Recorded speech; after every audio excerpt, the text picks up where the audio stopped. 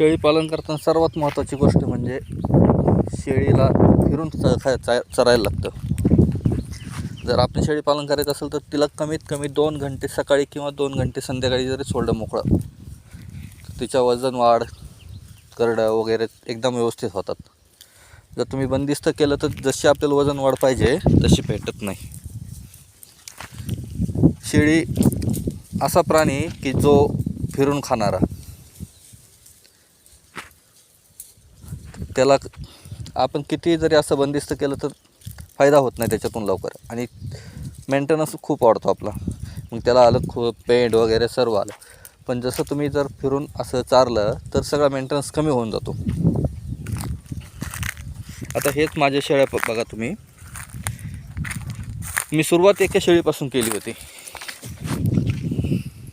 त्याच्यावर इतके शेळी आता माझ्याकडे झालेत की भरपूर झालं आहे. मला एका शेळीपासून इतकं उत्पन्न भेटलं.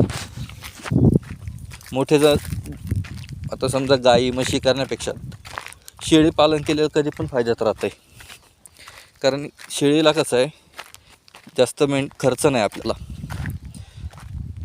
गाई म्हैस यांच्यासाठी खूप म्हणजे अतिशय जास्त खर्च, चारा जास्त.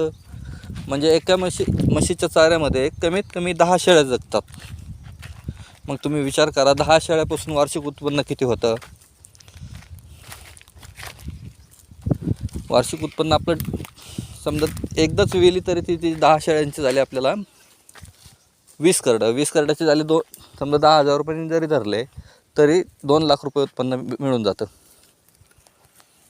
मग तुम्ही ठरवा आपल्या शेळी पालन कसं करायचं आहे, बंदिस्त करायचं की असं हे मोकळं.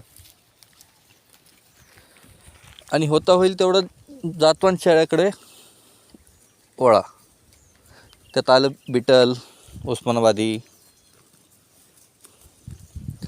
आणि सर्वात महत्त्वाचा मुद्दा म्हणजे काय आहे, जे तुम्ही आफ्रिकन बोर करताय ना, ते कटाईसाठी आपल्याला परवडेबल नाही. तुम्ही घेणार ती 60 आणि 70 हजाराची शेळी किंवा पाट बोकड 20 आणि 30 हजार रुपयाला घेणार. तुम्ही 20 हजाराची एक मोठी उस्मानाबादी म्हणा किंवा बिटलमधली शेळी घेऊन या, उत्पन्न जास्त याच्यामधून भेटणार आहे. आणि त्या शेळीची उंची नाही आहे आणि असं दिसायला पण थोडी बुटकी वाटते. आता तुम्हाला एक शेळी दाखवतो.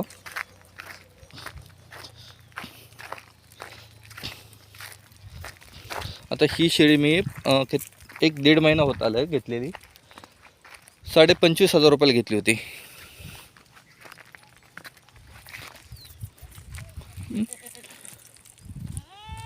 काल एक आणली मी, ही शेळी आणलेली काल बाजारातून.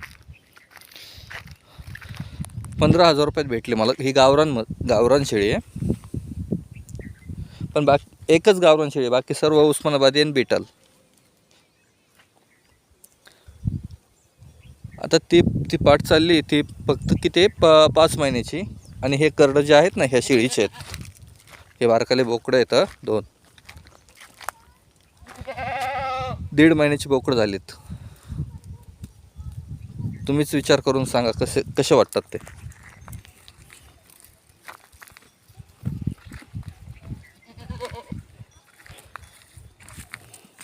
आणि सुरुवात मी या शेळीपासून केली होती सुरुवातीला एकदम.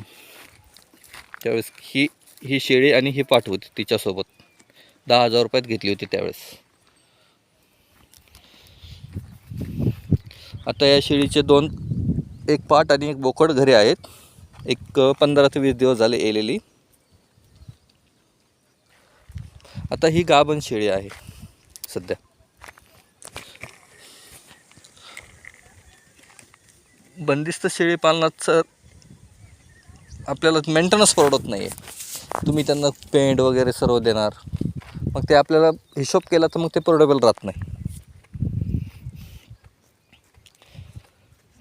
कमीत कमी सकाळी आपल्या तुमच्या मागे जरी काम असतील ना, तर एक काम करायचं, सकाळी 7ला शेळी सोडा, 10 वाजेपर्यंत फिरून आणा आणि नंतर बांधून ठेवलं किंवा कोंडून जरी टाकले आतमध्ये तुमच्या जिथं पण तुम्ही शेळ्या बांधत असाल तिथं, आणि थेट दुपारी 3 किंवा 4 वाजता जरी मोकळे फिरून आणल्या तरी भरपूर होतं. आणि शेळीला काय असं कंटिन्यूच असं चरायला लागत नाही. आता मी सकाळी किती 8 वाजता शेळी सोडतो दररोज. 8 वाजता सोडणार की थेट मग 8 वाजता सोडणार, 1 वाजेपर्यंत चारत बसणार. मग जे हे करून घेणार, बांधून टाकणार की ते 3 किंवा 4ला मी मोकळे करत असतो परत. मग 4 वाजता समजा 4 वाजता सोडले तर 6 वाजेपर्यंत फिरून आणायच्या, नंतर घरी घेऊन जायचं. आणि सोपं व्यवसाय आहे शेळीपालन.